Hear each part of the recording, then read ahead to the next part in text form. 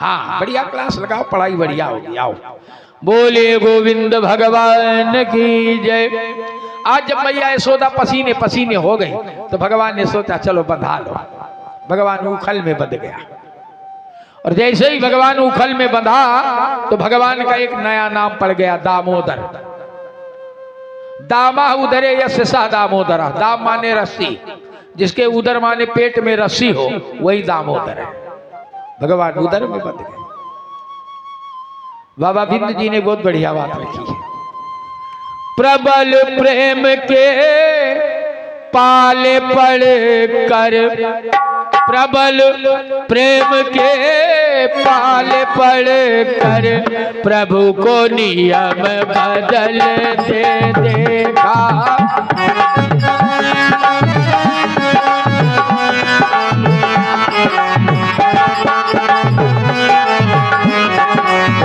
प्रबल प्रेम के पाले पड़ कर प्रभु को नियम बदलते देखा। प्रबल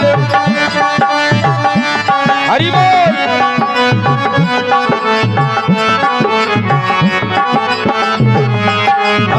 प्रबल प्रेम के पाले पड़ कर प्रभु को नियम बदलते देखा।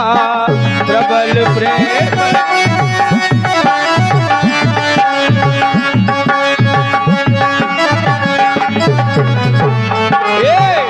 उनका मान टले टल जाए, उनका मान टले टल जाए पर जन का मान न टलते देखा। उनका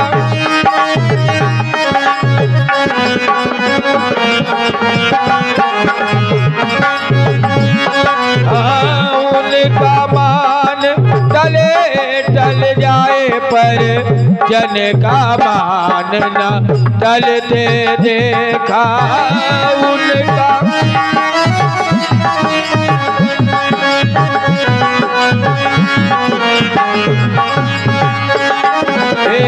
जिनकी केवल कृपा दृष्टि से सकल सृष्टि को पलते देखा। जिनकी केवल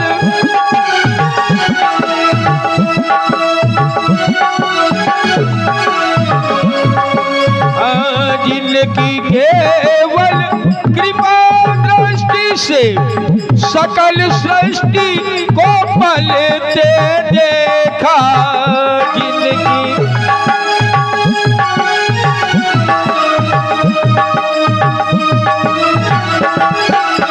वही भगवान उसको गोकुल के गोरस पर, उसको गोकुल के गोरस पर सौ सौ बार मचलते देखा। उसको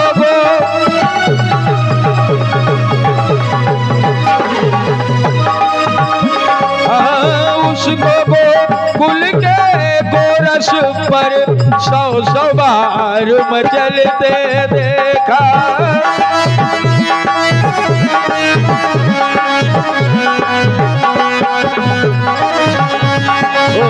प्रबल प्रेम के पाले पड़ कर प्रभु को नियम बदलते देखा।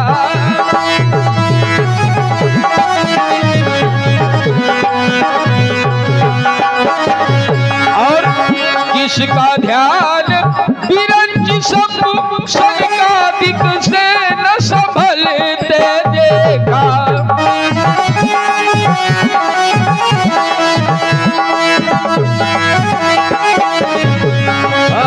जिनका ध्यान विरंज शंभु सनकादिक से न संभलते देखा। जिनका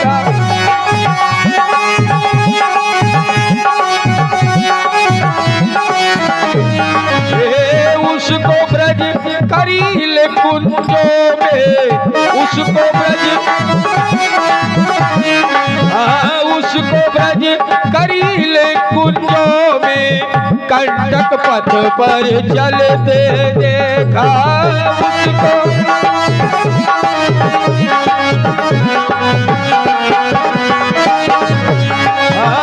उसको ब्रज करील कुंजों में कंटक पथ पर चलते देखा।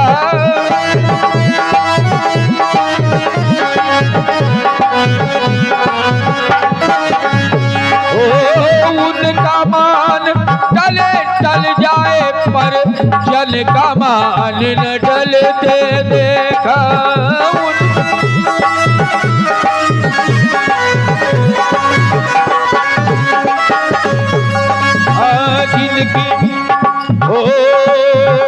जिनके चरण कमल कमला के करतल से न निकलते देखा। जिनके हरि बोल।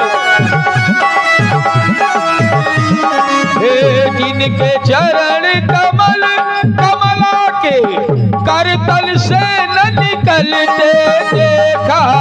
जिनके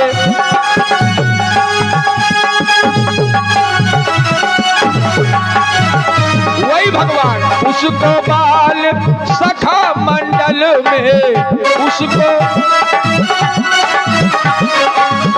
उसको बाल सखा मंडल में लेकर गेंद उछलते देखा। उसको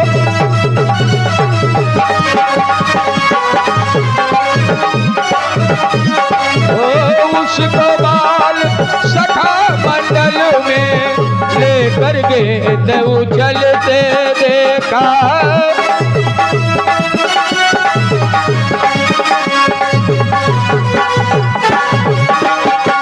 प्रबल प्रेम के पाल पड़ कर प्रभु को नियम बदलते देखा।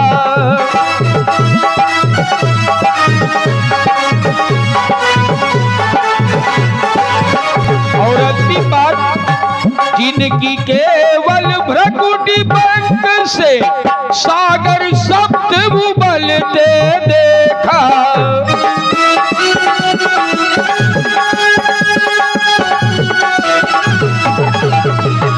भगवान की अगर बहुत देरी हो जाए तो प्रलय आ जाए, वही भगवान आज क्या कर रहा है।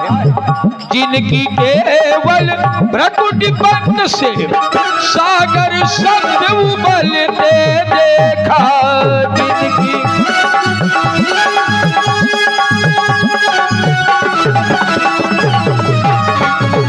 उसको माँ यशोदा के भय से उसको माँ यशोदा के भय से अश्रु बिंदु द्रग ढलते देखा। उसको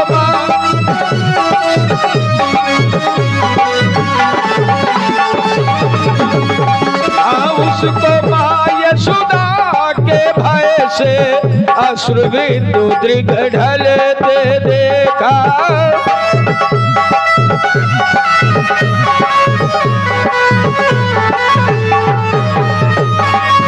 प्रबल प्रेम के पाल पड़ कर प्रभु को नियम बदलते देखा। प्रबल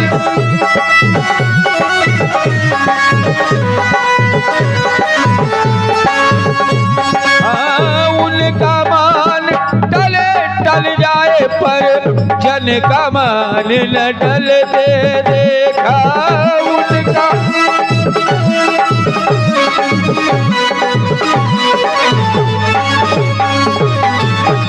और इस तरह से भगवान उखल बंधन में आ गया।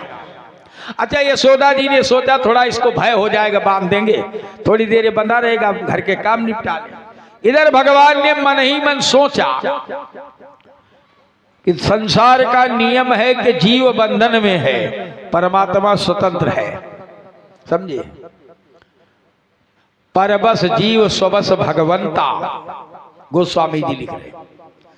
जीव परबस है, बंधन में है, परमात्मा स्वतंत्र है। लेकिन आज यहां उल्टा हो गया, आज परमात्मा बंधन में है। तो भगवान ने सोचा जब मैं बंधन में हूं तो चलो किसी जीव को बंधन मुक्त करें। भगवान ने उखल को लुढ़का लिया, अब कमर में बंधा है। रस्सी घसीटते घसीटते नंद जी के घर से बाहर आए। नंद जी के घर के पीछे 2 अर्जुन के पेड़ थे। उन्हीं दोनों पेड़ों के बीच से कन्हैया निकले और उखल को बेड़ा करके फंसाया।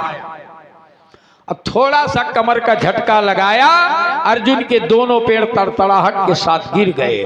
उससे 2 पुरुष सुंदर सुंदर निकले।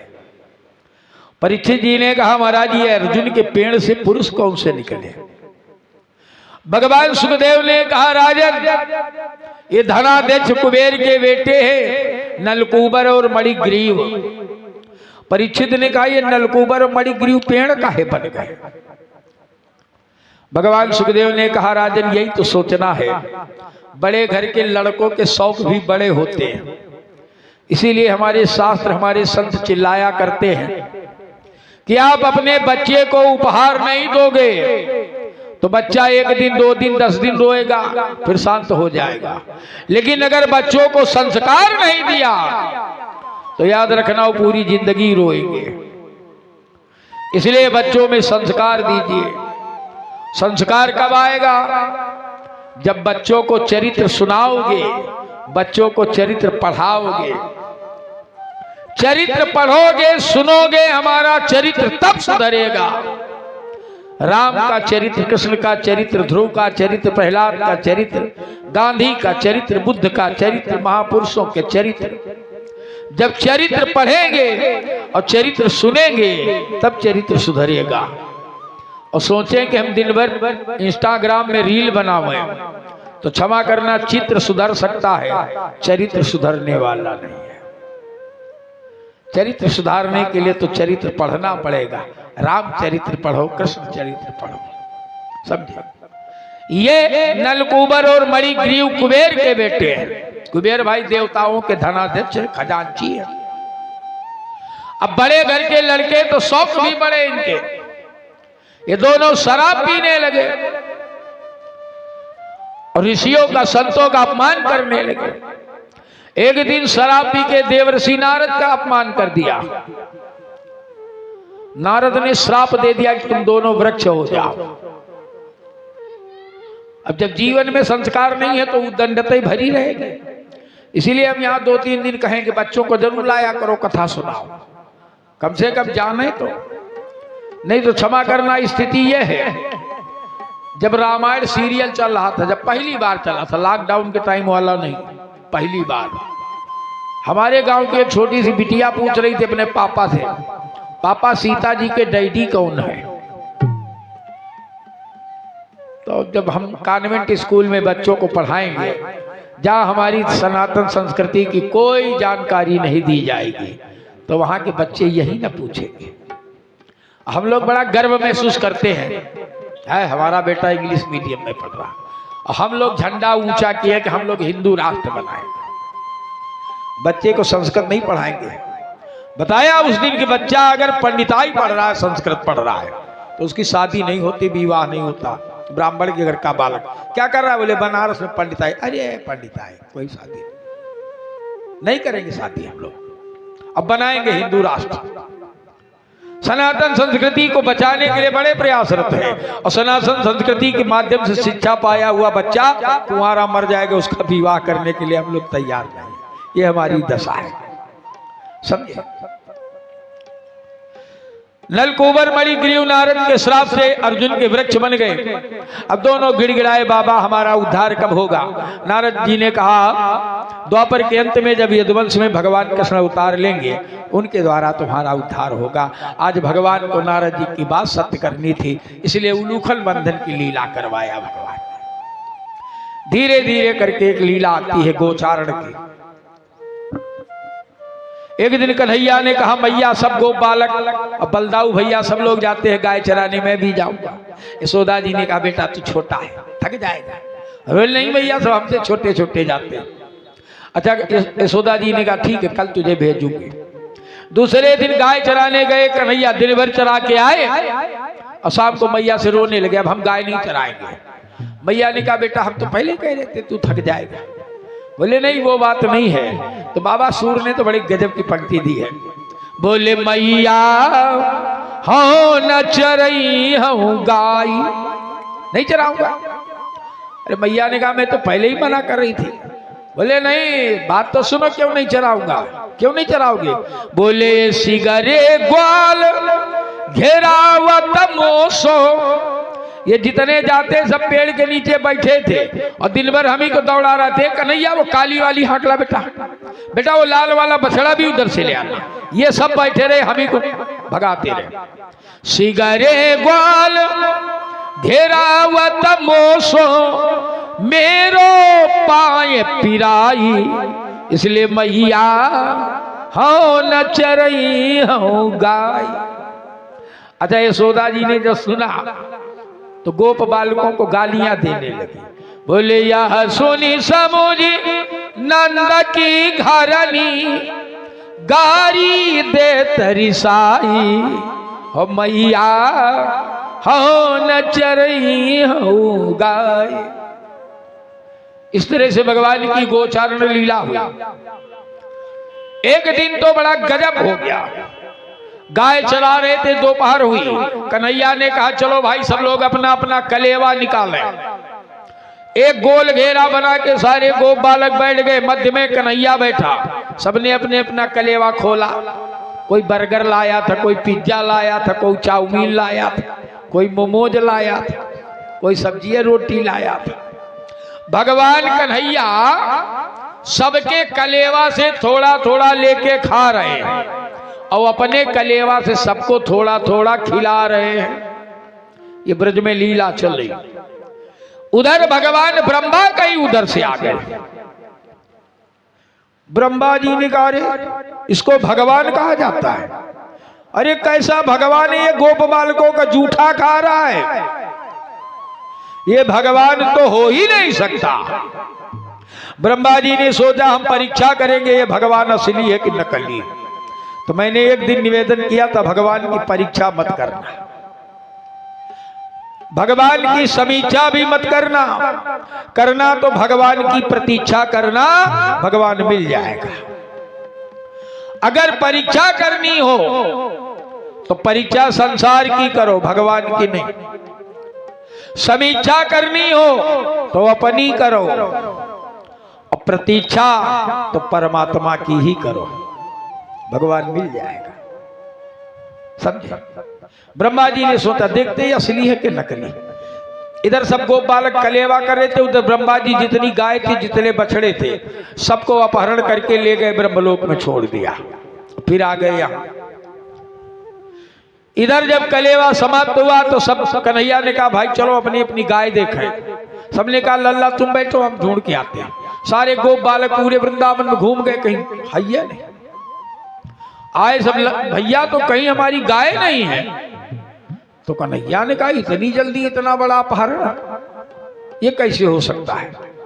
कन्हैया ने सारे गोप बालकों को बिठाया, तुम सब यहीं बैठो मैं जा रहा हूं।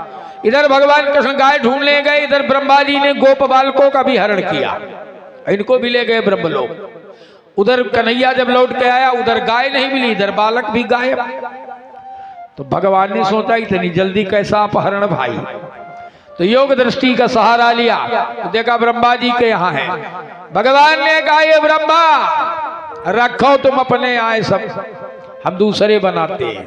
और भगवान ने अपने एक अंश से उतनी ही गाय, उतने ही बछड़े, उतने ही गोप बालक सब पैदा कर दिया।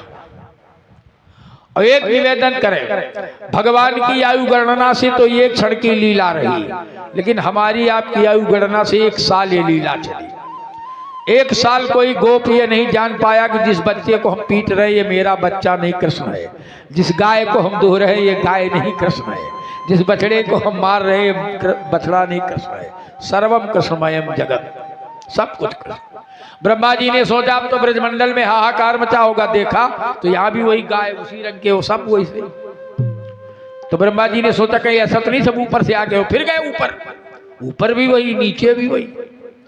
तब ब्रह्मा की समझ में आया ये बालक साधारण नहीं असाधारण है। ब्रह्मा जी आए, अब ब्रह्मा के 4 सिर हैं तो चारों सिरों से प्रणाम किया। हमारे गुरु जी कहते लोट लोट के ब्रह्मा जी ने प्रणाम किया। अब 4 सिर है तो लौटते हुए। इस तरह से ब्रह्मा के मोह को भी भगवान ने दूर किया। कालांतर में वृंदावन में भगवान ने अघासुर का वध किया, बकासुर का वध किया, धेनुकासुर का वध किया, वत्सासुर का वध किया, तमाम राक्षसों को मारा। कंस के भेजे हुए जितने आ रहे हैं सबको मारा भगवान। एक छोटी सी लीला आती है चीर हरण की। चीर हरण किया भगवान ने। वैसे तो गोपियां जो हैं उनकी उम्र है 7 साल की। 7 साल की उम्र है। कहां लिखा है तो भागवत में पढ़ो। भगवान सुखदेव कह रहे राजन, हेमंते प्रथमे मासी नंद ब्रज कुमारिका का राजन हेमंत ऋतु की, हेमंत का महीना। देखो हमारे यहाँ 2-2 महीने की 6 ऋतुएं होती हैं। ये हम उत्तर प्रदेश वालों का परम सौभाग्य है महाराज। ऐरा गहरा भूमि नहीं है उत्तर प्रदेश, समझे। ये हमारा आपका बड़ा सौभाग्य है कि हम लोग उत्तर प्रदेश में पैदा हुए हैं, समझे। बड़ा विचित्र प्रदेश है महाराज। एक निवेदन और करें, जितने भी अवतार हुए सब उत्तर प्रदेश में, सब उत्तर प्रदेश। क्यों? यहाँ की भूमि में बड़ी उर्वरा शक्ति है। हम लोग तो कहा करते हैं दुनिया की धरती में एक गुण है जो ऊपर की वस्तु को नीचे खींचता है। इस गुण को हम लोग क्या कहते हैं? गुरुत्वाकर्षण। दुनिया की धरती में एक गुण है जो ऊपर की वस्तु को नीचे खींचता है, इसको कहते हैं गुरुत्वाकर्षण। लेकिन हमारे भारतवर्ष की धरती में, अब विशेषकर उत्तर प्रदेश की धरती में, एक विशेष गुण है जो ऊपर के भगवान को भी हम नीचे खींच लेते हैं। इसको हम लोग कहते हैं प्रभुत्वाकर्षण, समझे। हम भगवान पैदा कर लेते हैं, भगवान पैदा कर लेते हैं। पिछली मई में मैं ऑस्ट्रेलिया गया, वहां एक ने पूछा तुम्हारे देश ने क्या किया? हम कहा तुम्हारे देश ने क्या किया, तुम बताओ। अरे बोले हम लोगों ने बड़े बड़े आविष्कार कर दिए, बड़ी बड़ी खोजें कर दी। क्या कर दिया? बड़े बड़े मिसाइलें बना दिया, बड़े बड़े जहाज बना दिया। हमने कहा हम हिंदुस्तानी लोग जो बना लेते तुम जिंदगी भर नहीं बना सकते, चाहे जितना विज्ञान तुम्हारा आगे निकल जाए। क्या बनाए? हमने कहा तुमने केवल वायुयान जलयान बनाना सीखा है, तुम केवल इतना बना सकते हो।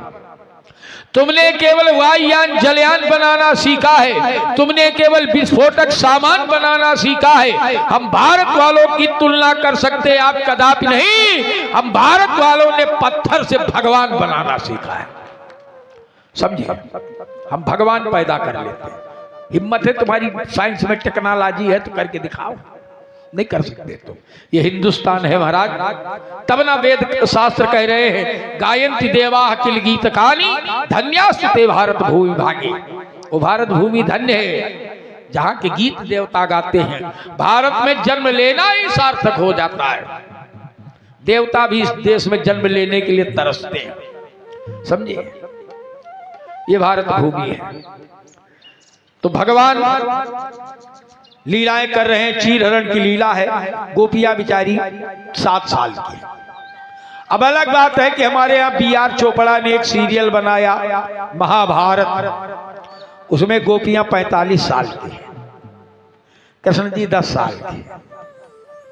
अब 45 साल की गोपियां नहा रही हैं यमुना में, तो सफेद कपड़े पहन के नहा रहे। पहले तो ये नहीं पता चलता वो गोपियां सब विधवा हैं कि सधवा हैं। सफेद वस्त्र पहन के व्यक्ति अगर स्नान करे तो शरीर में वस्त्र चिपक जाता है, वो नंगा का नंगा नजर आता है। ये हमारी संस्कृति का, हमारे धर्म का फिल्मीकरण किया गया, बेचा गया महाभारत जैसे पवित्र नाम की आड़ में। हम लोग बड़े सहिष्णु हैं। ये बड़ा अच्छा सीरियल आवत, बहुत बढ़िया भाई। हम तो देखा पूरा महाभारत, बहुत बढ़िया है। क्या बढ़िया है हमारी संस्कृति का फिल्मीकरण।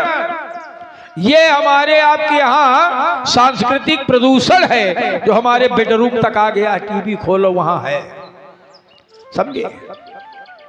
गोपियां 7 वर्ष की हैं और 7 वर्ष का बच्चा नंगा नहा ले, कोई दोष नहीं है। 45 साल की गोपियां नहीं है, कहाँ लिखा 7 वर्ष के, इसी में लिखा। बोले हेमंते प्रथमे मासी नंद ब्रज कुमारी का, हेमंत ऋतु का पहला महीना, कार्तिक और गहन 2 महीना हेमंत होता है, पहला महीना कार्तिक का है।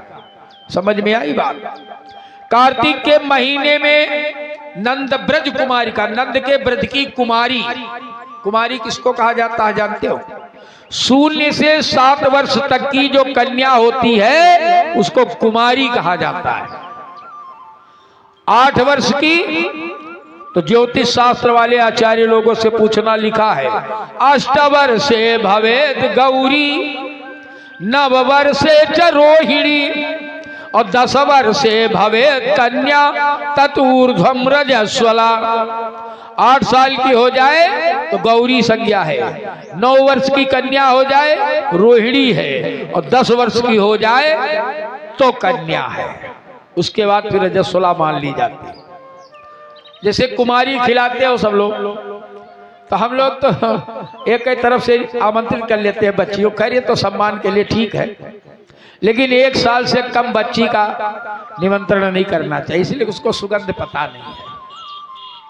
1 साल से 10 साल के मध्य की 9 कन्या खिलाना चाहिए, और नियम अगर ऐसा बन जाए कि एक 1 साल की हो, फिर 2 साल की, फिर 3 साल की, ये क्रम बन जाए तो बहुत अच्छा है, समझे? तो गोपियां 7 साल की, इसलिए इनको कुमारी शब्द से संबोधित किया व्यास जी ने, नंद ब्रज कुमारी का। और 7 वर्ष की वो गोपियां भगवती कात्यायनी की उपासना करती हैं। जो भी कन्या कात्यायनी की उपासना करती है उसके विवाह में लगने वाले दोष जल्दी समाप्त हो जाते हैं। विवाह में, किसी बिटिया के विवाह में देरी हो रही, कात्यायनी पूजा करो। भगवती दुर्गा का जो 6वां स्वरूप है यही कात्यायनी है। कल षष्ठी थी, नवरात्र का 6वां दिन था, कल कात्यायनी की उपासना हुई। आप दुर्गा सप्तशती के दुर्गा कवच में पढ़ते हो, प्रथमम सहेल पुत्री च, द्वितीयम ब्रह्मचारिणी, तृतीयम चंद्र घंटेति कूष्मांडेति, चतुर्थकम पंचमम स्कंद मातेति, षष्ठम कात्यायनीति च, सप्तमम कालरात्रि महागौरीति च, अष्टमम और नवमम सिद्धिदात्री च, नव दुर्गा प्रकीर्तिता। तो भगवती दुर्गा का जो 6वां स्वरूप है वो कात्यायनी का है, और गोपियां यही करती हैं। अब ये उनकी गलती के निर्वस्त्र स्नान करती बच्चियां हैं। खैर अब तो बड़ी मैच्योरिटी है बच्चों में, नहीं आप बुजुर्ग लोग बताते हैं 4-5 साल के थे तब तक नंगे घुमा करते थे स्कूल जाते तक। अच्छा तब कपड़े भी नहीं होते थे, है ना? अब तो खैर समय परिवर्तित है। तो गोपियां निर्वस्त्र स्नान करती हैं, स्नान करके भगवती कात्यायनी की पूजा करती हैं, और भगवती कात्यायनी से प्रार्थना करती है, मैया बोले कात्यायनी महामाये महायोगिन्यधीश्वरी नंद गोप सुतम देवी पति में कुरुते नमः। हे भगवती कात्यायनी तुम योगी अधीश्वरी देवी हो, नंद गोप का जो पुत्र है कृष्ण उसको मेरा पति बना दो, मैं तुम्हें प्रणाम करती हूँ, ये प्रार्थना है। और यह मंत्र बड़ा गजब का है, जिस कन्या के विवाह में विलंब हो रहा हो, और ये एक ऐसा मंत्र है जो पान खा के जपा जाता है, बाकी सारे मंत्र मुंह शुद्ध करके जपे जाते हैं, इस मंत्र में पान खाना पड़ता है। कोई भी कन्या स्वयं कर सके तो अच्छी बात है, लेकिन इसमें संकल्प कर लो एक दिन जितना जप करोगे फिर उससे कम नहीं होना चाहिए। जप में वृद्धि क्रम हो, न्यूनता ना आवे। कभी आज 2 माला करो, कल 1 करके रह जाओ, परसों 4 करो, ये नहीं चलता। जैसे दुर्गा सप्तशती का ही आप लोग पाठ करते हो, तो कुछ लोग तो एक नियम बनाए, कहना आज 1 अध्याय, रोज 1 अध्याय पढ़ी थी। रोज 1 अध्याय पढ़ने का क्रम नहीं है। दुर्गा सप्तशती का प्रतिदिन पूरा पाठ हो, 6 अंगों के सहित, कवच अर्गला कीलक और तीनों रहस्य। पीछे पढ़ते हो ना उपसंहार लिखा है, जो संस्कृत में पाठ करते, हिंदी वालों के लिए भी है सुनना। तो नियम तो यह है कि पूरा पाठ करो अथते तक। नहीं है समय तो 7 दिन में 1 पाठ करने का विधान मिलता है, 7 दिन में 1 पाठ। लेकिन वो अंग 6 जरूर करने पड़ेंगे, कवच अर्गला कीलक और तीनों रहस्य 6 रोज पढ़ने पड़ेंगे। बीच में केवल अध्याय कम पड़ जाएंगे, 13 अध्याय में। पहले दिन 1, दूसरे दिन 2, तीसरे दिन फिर 1, चौथे दिन 4, 5वें दिन 2, 6वें दिन 1, 7वें दिन फिर 2, 13 अध्याय होगा। 7 दिन में 1 सप्तशती का पाठ होगा। फिर मान लो अगर नवरात्र और बढ़ रहा है तो फिर मध्यम चरित्र पढ़ते रहो। मध्यम चरित्र माने दूसरा, तीसरा, चौथा अध्याय, ये पाठ का क्रम है। हम लोग क्या करते हैं कि एक दिन आज 2 पाठ के लिए काल योग के लिए, खैर कुछ भी करते तो हो, चलो करते रहो, ये भी ठीक है। हालांकि नियम नहीं है, पर थोड़ा सा सावधानी से पढ़ना चाहिए दुर्गा सप्तशती को। तो मैं निवेदन कर रहा था, कात्यायनी मंत्र की विशेषता है, कन्या सवेरे स्नान करके भगवती पार्वती की पूजा करें और रामचरित मानस के बालकांड में खोल लो, जय जय गिरिवर राज किशोरी, जय महेश मुखचंद चकोरी से लेके जानी गौर अनुकूल से हर्षण जाति के मंजुल मंगल मूल बामंग फरकन लगे, यहाँ तक का पाठ पढ़ करके प्रार्थना करो और फिर कात्यायनी मंत्र का जप करो। इसके जप में केले के सूखे पत्ते का आसन बिछाना चाहिए। आसन पर केले का सूखा पत्ता भी बिछा लो और एक बढ़िया पान दबा लो मुंह में और जपो। मंत्र यही है, कात्यायनी महामाये महायोगिन्यधीश्वरी नंद गोप सुतम देवी पति में कुरुते नमः। गोपियां भगवती कात्यायनी की पूजा करती हैं। कन्हैया ने सोचा इनको शिक्षा देना चाहिए। एक दिन गोपियां स्नान कर रही थी तो भगवान ने सबके वस्त्र उठाए और कदम के पेड़ पर चढ़ गए। इधर गोपियों ने नहा करके जब जल में गर्दन ऊपर निकाला तो देखा वस्त्र नहीं है। अब सोचने लगी हम लोग तो निर्वस्त्र हैं और ये हमारे वस्त्र कौन ले गया। तब तक भगवान ऊपर से बोले, अरे गोपियों तुम्हारे वस्त्र यहाँ हैं, अब ये सब एक में मिल गए हैं, मुझे पता नहीं कौन किसका है, तो जो जिसका हो एक एक करके आओ, अपने वस्त्र ले जाओ। गोपियों ने कहा, अरे कृष्ण जानते हो हम लोग निर्वस्त्र हैं। तो कन्हैया ने कहा, जब एक तरफ तुम मुझे ही पति रूप में पाना चाहती हो तो फिर पति से कैसी शर्म। अरे गोपियों ने कहा वो अलग बात है, पर ऐसा नहीं। भगवान कन्हैया ने कहा, ये गोपियों एक तरफ तो तुम मुझे पति रूप में पाना चाहती हो, दूसरी तरफ निर्वस्त्र होकर के जल में स्नान करती हो, और जल के अधिष्ठात्र देवता है भगवान वरुण, इसीलिए जल में नंगे स्नान नहीं करना चाहिए और तीर्थ में एक वस्त्र पहनकर स्नान नहीं करना चाहिए। गंगा नहाने जाई हम लोग खाली चड्डी पहन के कूद गए, जय गंगा मैया। एक वस्त्र पहन के स्नान कब होता है जानते हो? सूतक में, जब किसी की मृत्यु होती है तो एक एक कपड़ा पहन के नहाया जाता है। तो कम से कम बनियान भी अब ऊपर डाले रहो या गमछा ही डाल लो, एक वस्त्र से तीर्थ में स्नान नहीं करना चाहिए। भगवान ने कहा, ये भगवान वरुण का अपमान कर रही हो, इसलिए क्षमा मांगो। सारी गोपियों ने भगवान वरुण से क्षमा मांगी। कमल के पत्रों का वस्त्र बना बना करके लिपट कर बाहर आई, तब भगवान ने उनकी सारे कपड़े वापस किए। अब ये चीर हरण लीला क्यों किया भगवान ने, इसको हम सुनेंगे अभी रास लीला में। रास लीला में प्रवेश के पहले चीर हरण होना जरूरी है। और एक निवेदन और कर दे, चीर हरण की लीला, काली उद्धार की लीला, गोवर्धन पर्वत धारण करने की लीला और रास लीला, ये चारों लीला एक ही साल में भगवान ने किया। तो पहले रास लीला कर लेते, बाद में चीर हरण कर लेते, जब चारों एक ही साल में हुई है। पर नहीं, रास लीला में प्रवेश के पहले चीर हरण जरूरी है। अभी सुनेंगे। इस तरह भगवान ने चीर हरण की लीला करी। कालांतर में एक कथा थी एक काली उद्धार की। एक दिन गोप बालकों ने कहा, भैया उधर हमारे पशुओं के लिए बड़ा चारा है, लेकिन वहां एक समस्या है। बोले क्या है? बोले यमुना जी का जो कुंड है उसमें एक काली नाम का सांप रहता है, नाग, उसके विष से वहां का जल विषैला है और वहां से जो जल से भाप उठती वो भी विषैली है। उस कुंड के प्रभाव में अगर कोई भी जीव जंतु पशु पक्षी आ जाता है तो बेहोश हो जाता है, प्राण चले जाते हैं। भगवान कन्हैया ने सोचा ये यमुना का प्रदूषण ठीक करना चाहिए, समझे? तो एक दिन उधर ही गाय चराने चले गए। भगवान ने कहा, चलो भाई आज हम लोग गेंद खेलेंगे। किसी ने कहा गेंद तो है ही नहीं। तो एक श्रीदामा नाम का गोप था, उसका फेटा ले लिया भगवान ने। फेटा माने गमछा समझ लो, कमर में बांधने का कपड़ा होता है, उसी को फेटा समझ लो। कन्हैया ने श्रीदामा का फेटा ले लिया, उसी की गोल गोल गेंद बना लिया। श्रीदामा ने कहा कन्हैया हम गरीब आदमी, हमारा फेटा फट जाएगा। अरे कन्हैया ने कहा हमारा पीताम्बर ले लेना, फट जाए तो। अरे बोले नहीं नहीं नहीं, ये सब ठीक नहीं है, तुम हमारा दो। बोले नहीं, यही खेलेंगे। और एक पार्टी के नेता बन गए दादा बलराम, एक की कन्हैया जी। बलराम की पार्टी यमुना की तरफ खड़ी, कन्हैया जी की पार्टी बाहर की ओर। उसमें तय किया गया जिस बच्चे को गेंद लग जाएगी वो बच्चा मर जाएगा। अच्छा, बच्चों के खेल में भी बड़ा गजब गजब। एक बार हम कार्यक्रम करके अपने गांव जा रहे थे, तो ढकिया पैदल ही जा रहे थे।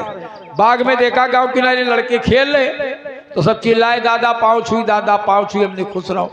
हमने कहा क्या कर रहे हो? बोले दादा खेल रहे हैं। दो बैठे थे, नीम का पेड़ था उसके नीचे। तो हम कहा तुम लोग काहे बैठे हो भाई, तुम लोग भी खेलो। बोले दादा हम मर गए हैं। अच्छा, बच्चों के खेल में होता है दादा हम तो मर गए। तो भाई यही शुरू हुआ। अब कन्हैया ने एक बार बलराम दादा की ओर गेंद फेंकी, दादा पकड़ो, और गेंद थोड़ा जोर से उसी काली कुंड में गिर गई।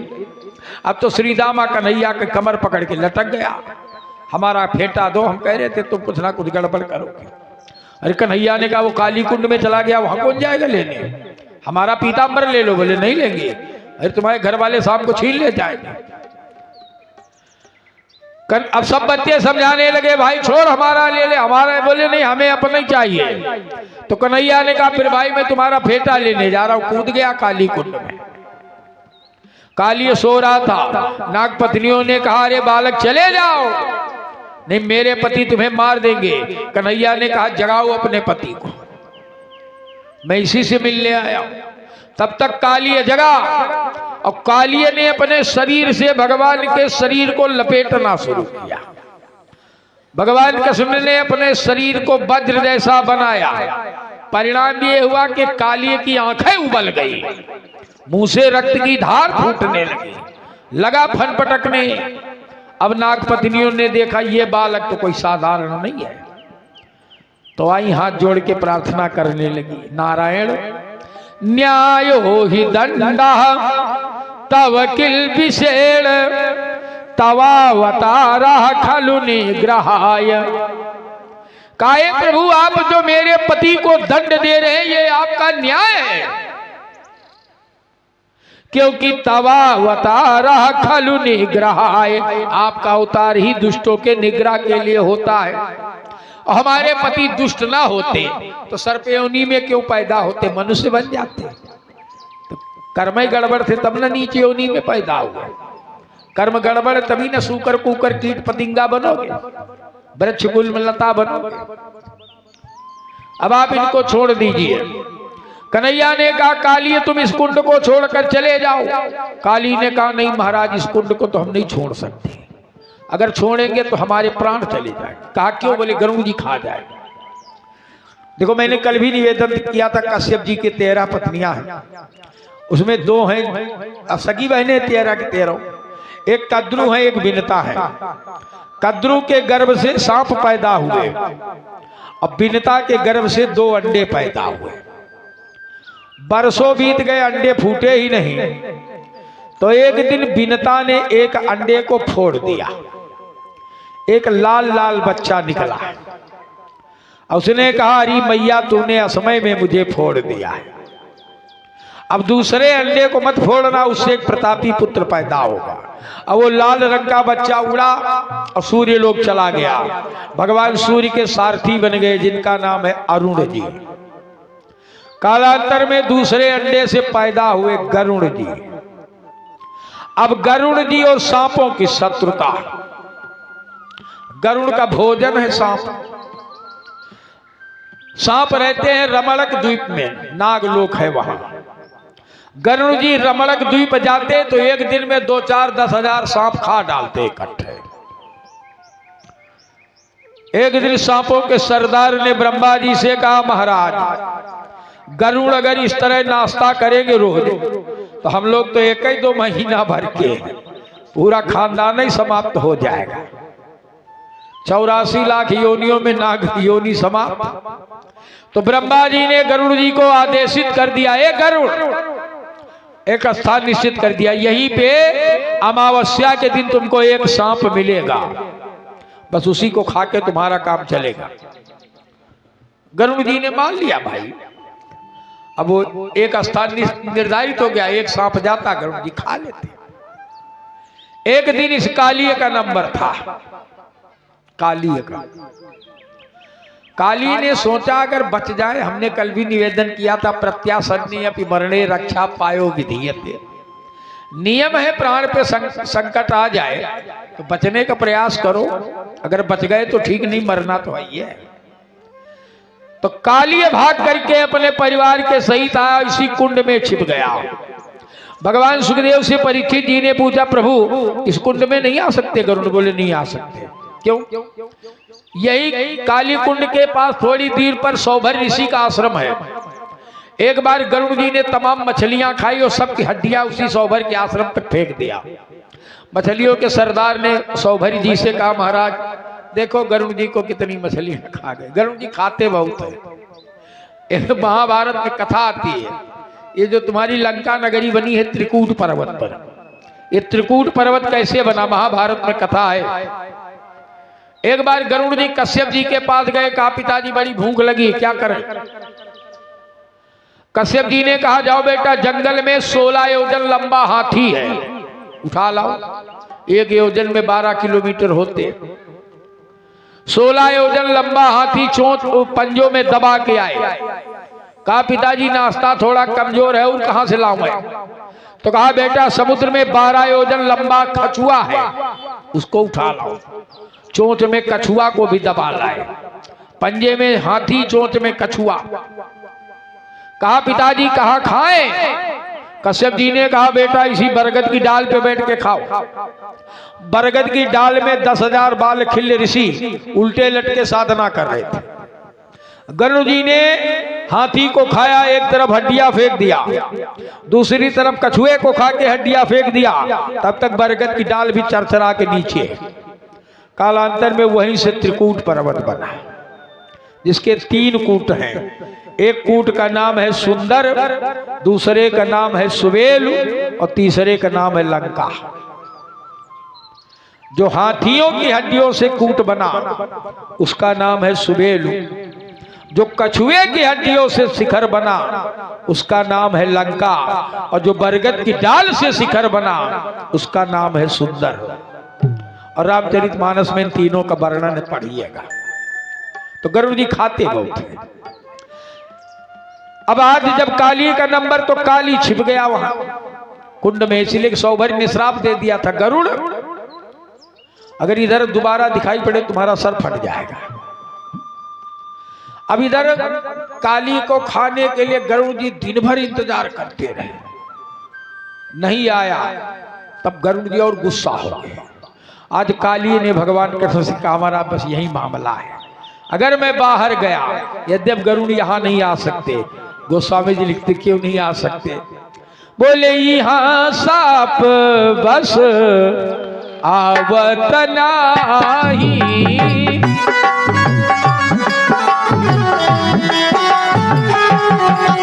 ओ यहाँ साप बस आवत नाही,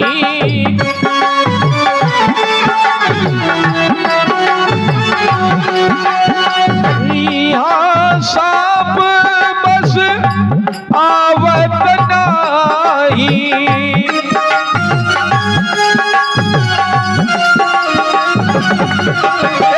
तदपि सभीत राहु मन माही, तदपि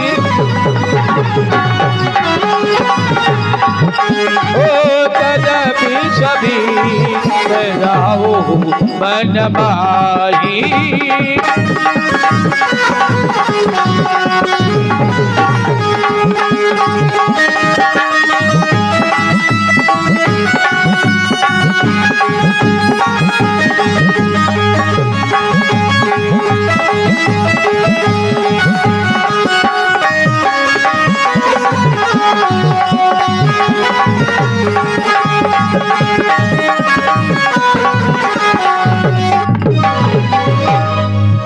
भगवान ने कालिए से कहा, ये कालिए, मैं अपना चरण चिन्ह तुम्हारे सर पर रख देता हूं, अब तुम अपने रमणक द्वीप को जाओ।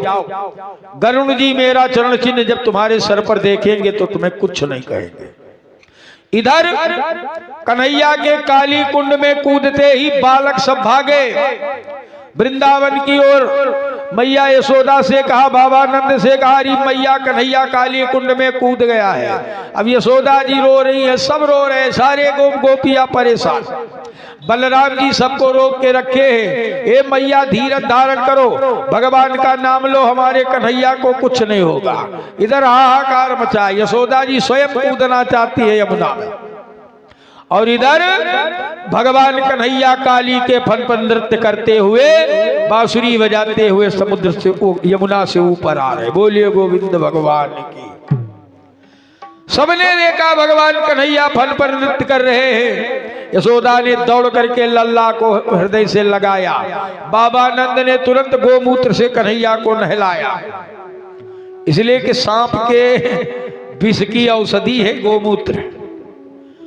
जिसको भी सांप बिच्छू डस ले, गोमूत्र पिलाना चाहिए, समझे। ये सांप की औषधि है आयुर्वेद में। एक और औषधि है, आयुर्वेद लिखता है, गो क्षीरे रजनी क्वाथम पिबेत सर्व विषापहम। गाय के क्षीर में, क्षीर माने दूध में, गाय के दूध में रजनी का काढ़ा, रजनी माने हल्दी, हल्दी का काढ़ा बना करके पी लिया जाए तो पिबेत सर्व विषापहम, सारे प्रकार के विष नष्ट हो जाते हैं। अस्थावरम जंगमम च कृत्रिमम चाप यद विषम।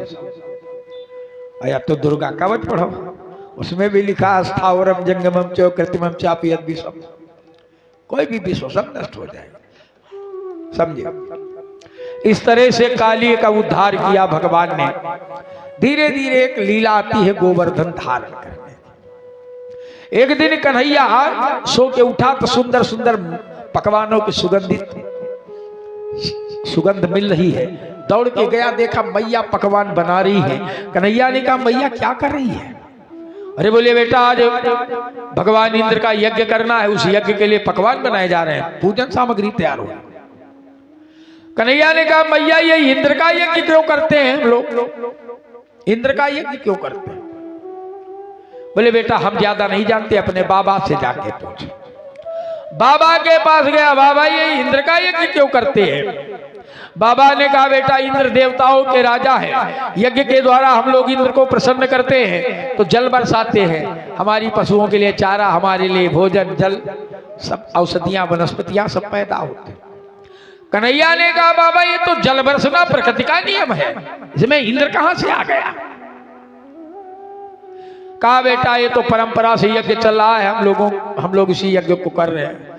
अच्छा, यज्ञ की भी बड़ा इसकी जो है कमियां निकालते हैं लोग, बहुत लोग बुराई करते हैं। यज्ञ करने से क्या होता है बताइए? नुआ घी जो सुहा कर तुम्हारा दे दियो, कोनो गरीब का पेट भर जाए, बात तो सही है।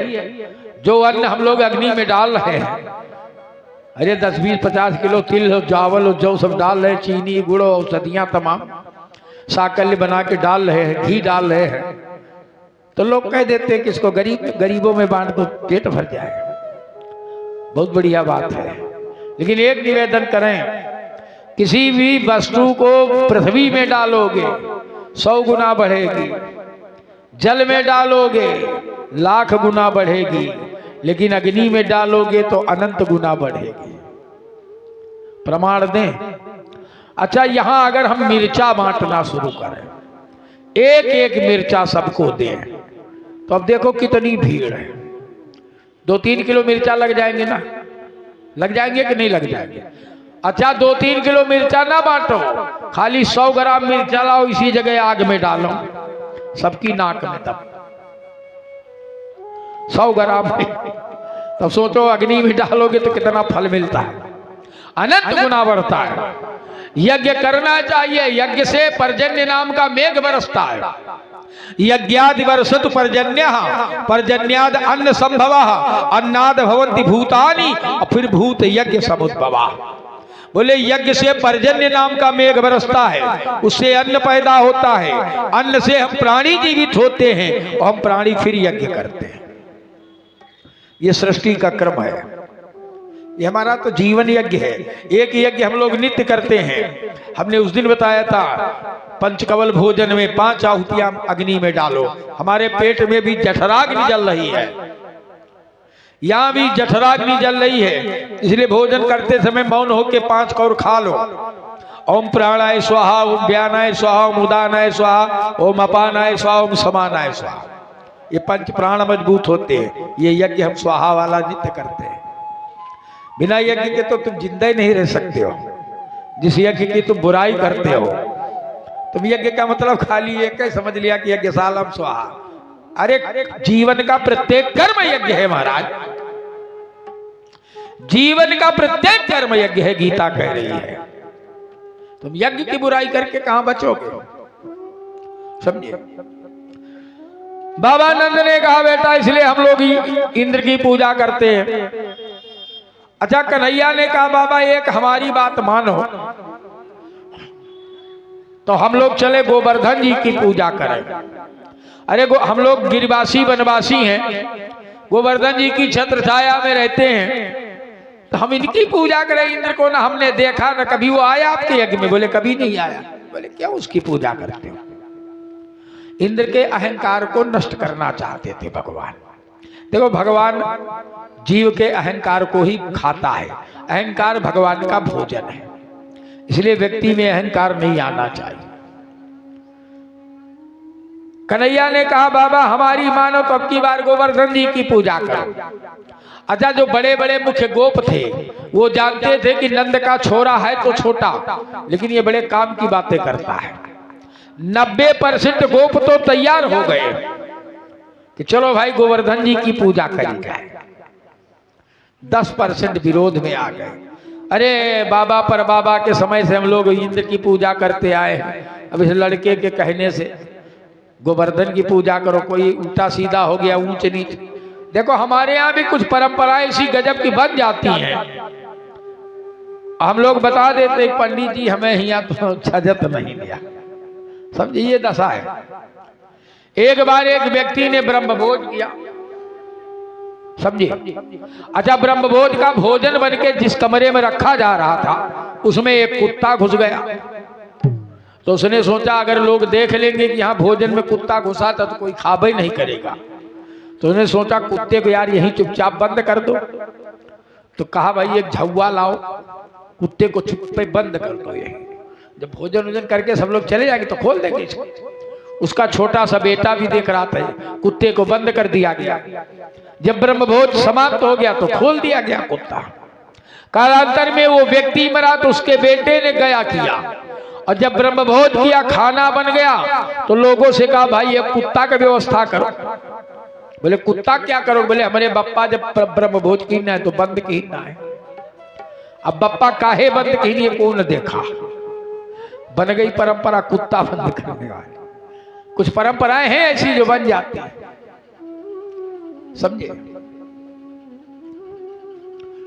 तो कन्हैया ने कहा क्यों ना हम गोवर्धन जी की पूजा करें। अच्छा, 90% लोग तैयार हो गए। हर घर में बढ़िया मीठे मीठे पकवान बनने लगे। गोवर्धन जी के पास पहुंच गए।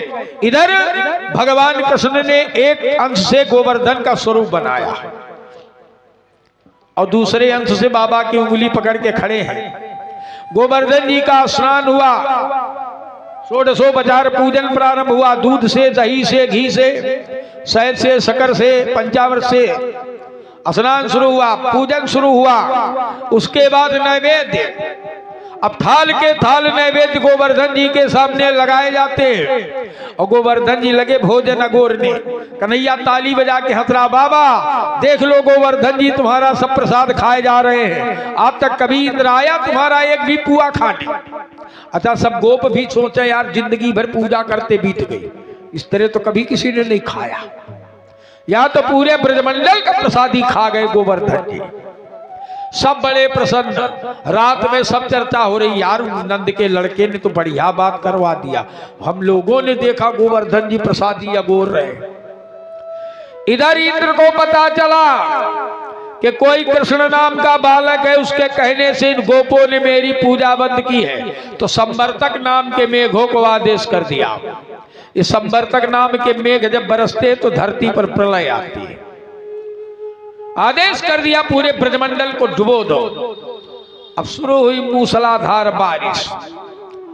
अब जो 10% इस पूजा के विरोध में थे उनको मौका मिला। बोले और कर लियो पूजा गोवर्धन की, हम कह रहे थे कोई न कोई गड़बड़ होगा, अब भुगतो। तो सबने कन्हैया से कहा लल्ला तुम्हारे कहने से हमने गोवर्धन जी की पूजा की है, अब बेटा इस मुसीबत से कैसे बचे। तो कन्हैया ने कहा बाबा बचना क्या है, जिन गोवर्धन जी की पूजा करी वही बचाएंगे, गोवर्धन जी से प्रार्थना करो। सबने कहा बेटा गोवर्धन जी कैसे बचाएंगे। कन्हैया ने कहा एक व्यवस्था है, सब लोग मिलकर के चलो गोवर्धन जी को उखाड़ो। 10% ने कहा इनकी सुनो, गोवर्धन जी ना हुए कुकुरमुत्ता का पेड़ है, जो चाहे सो उखाड़ ले, पहाड़ है कोई उखाड़ने वाली थी। कन्हैया ने कहा भाई बहस करने से काम नहीं चलेगा, अब अगर प्राण बचाने हैं, अपना गोधन बचाना है तो पहाड़ को तो उखाड़ना पड़ेगा। अब पूरे ब्रजमंडल के गोप गोपिया गोवर्धन जी के चारों ओर से, कोई डंडा कोई लाठी कोई फावड़ा कोई बेलचा, अब गोवर्धन जी उखाड़ने वाली चीज है। अचानक भगवान कन्हैया ने अपनी कनिष्ठिका उंगली लगाई और गोवर्धन जी ने तड़तड़ाहट की आवाज के साथ ऊपर उठना प्रारंभ किया। बोलिए गिरिराज भगवान की। और जैसे छत्ते को बच्चे तान देते हैं, कन्हैया ने गोवर्धन को ताना और उसी के नीचे पूरे ब्रजमंडल को। और 7 दिन तक भगवान खड़े रहे। 7 दिन तक इंद्र के संवर्तक मेघों ने मूसलाधार बारिश किया।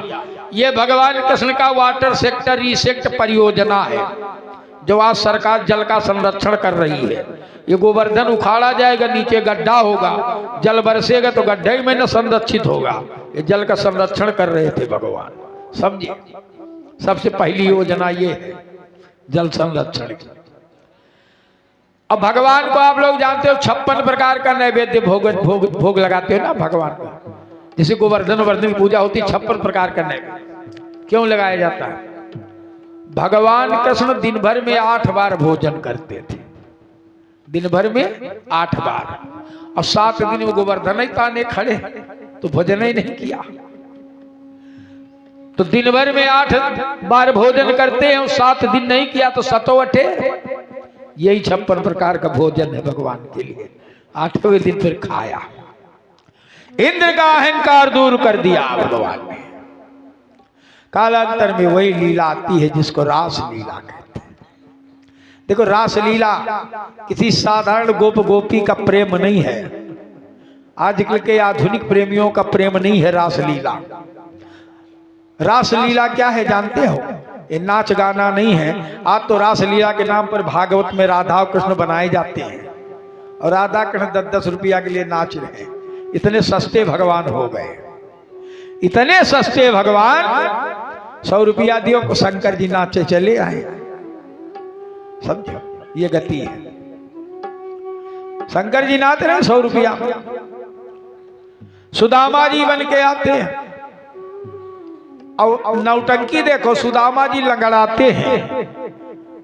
कहां लिखा कि सुदामा जी लंगड़े थे, पर आज जो सुदामा बनेंगे और द्वारपाल उनको धक्का लगाएंगे और वो गिर गिर पड़ेंगे। ये बताओ भगवान कृष्ण जिन्होंने विप्रधेन सुरसंत हित लीन मनुज अवतार, जिनका अवतार है ब्राह्मणों के लिए हुआ है, उनके द्वारपाल किसी ब्राह्मण को धक्का मारेंगे? अभी तनी उद्दंडता भगवान के राज्य में होगी है? लेकिन आज के सुदामा द्वारपाल धक्का मार रहा है, गिर गिर पड़ रहे पब्लिक में। 10-10 रुपया के लिए सुदामा जी बेचारे लिए कटोरा। वाह हरि भागवत, समझे। हम लोग भी उसी में बड़े प्रसन्न होते हैं, बड़ा अच्छा है, अरे बहुत नीक हो रहा हुआ।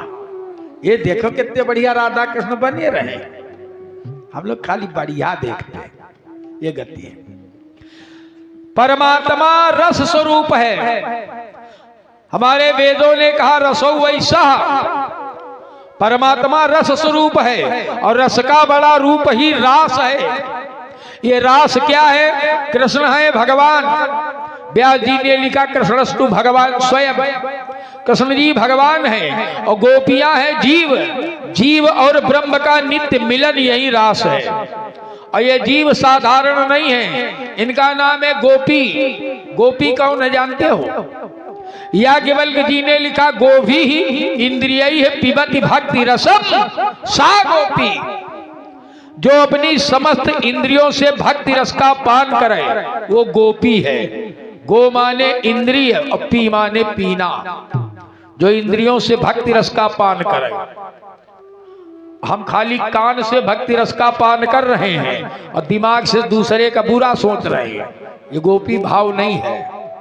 गोपी कोई स्त्री नहीं है, गोपी भगवान की उपासना का एक भाव है, गोपी भाव। इसलिए कि देखो हमारे अंदर, सबके अंदर स्त्री पुरुष दोनों के अंश है। अच्छा, हम पैदा हुए तो हमारा पिता का अंश हमारे अंदर है कि नहीं है? और माँ का अंश भी हमारे अंदर है, पिता का अंश भी है। तो यानी स्त्री पुरुष दोनों के अंश हमारे अंदर है। स्त्री में कोमलता होती है, पुरुष में कठोरता होती है। आप भगवानों के जितने चित्र देखते होंगे, किसी भी भगवान का दाढ़ी मोछा नहीं है, बाल तो लंबे लंबे हैं, दाढ़ी मोछा क्यों नहीं है? कभी विचार किया? किसी भी भगवान के दाढ़ी मूछ क्यों नहीं है? ये स्त्रैण भाव है, स्त्रियों जैसा मुंह है, इसमें कोमलता होती है। परमात्मा की उपासना अगर स्त्रैण भाव से करोगे जल्दी सफलता होगी। अब पुरुष में कठोरता होती है, अगर पुरुषत्व के भाव से करोगे तो कठोरता आएगी। ये स्त्रैण भाव है। ये बड़े बड़े सुतपाति महर्षि जिन्होंने हजारों हजार वर्ष साधना किया, इसलिए कि हे प्रभु हम आपकी लीला सहचरी बन करके आए। वही सुतपा इत्यादि महर्षि द्वापर में गोपियां बन करके आए। साधारण गोपी नहीं है, साधारण घर की बेटा बेटी नहीं है कि नाच रहे हैं, ये रास लीला है। गोपी है जीव, कृष्ण है ब्रह्म। जीव और ब्रह्म का नित्य मिलन यही रास है। और रास लीला के पहले भगवान ने चीरहरण लीला इसीलिए किया क्योंकि परमात्मा की प्राप्ति में तीन चीजें बाधक है हमारे आपके सामने: मल, विक्षेप और आवरण। मल कहाँ होता है? मल होता है हमारे मन में, और जब तक हमारे मन में मल है भगवान नहीं मिलेगा। भगवान ने तो अपने दरवाजे बोर्ड लगा दिया, निर्मल मन जन सो मोहि पावा।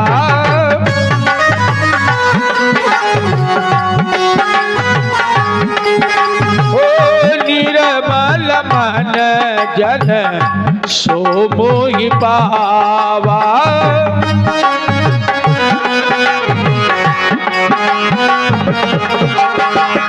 निर्मल मन जन सो मोहि पावा।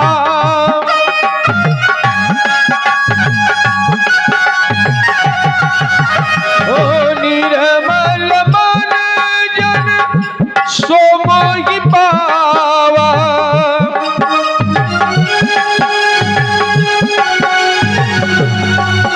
ओ मोहि कपट छल छिद्र न भावा। मोहि कपट,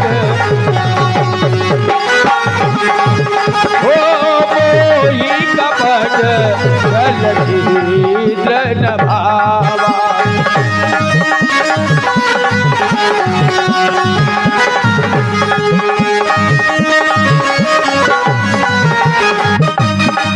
हरि बोल।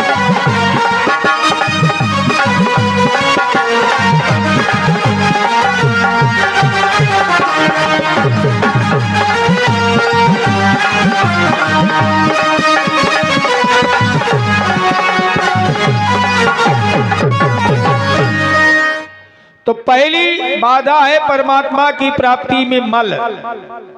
मल कहाँ होता है? मल होता है, मल माने गंदगी, मल हमारे मन में होता है। और एक निवेदन करें, मन के मल को हम स्वयं अपने पुरुषार्थ से ठीक कर सकते हैं, ध्यान इत्यादि के द्वारा। दूसरी बाधा है विक्षेप। विक्षेप होता है हमारे चित्त में। हमारा चित्त एकदम शांत, लेकिन जैसे ही कोई उसमें विषय रूपी कंकड़ी गिरती है, अच्छा किसी गड्ढे में शांत जल भरा हो या तालाब में, और उसमें आप कंकड़ी फेंको तो कंकड़ी गोल गोल गोल गोल लहर बना के एकदम अंत तक जाएगी। यही स्थिति हमारे चित्त की है।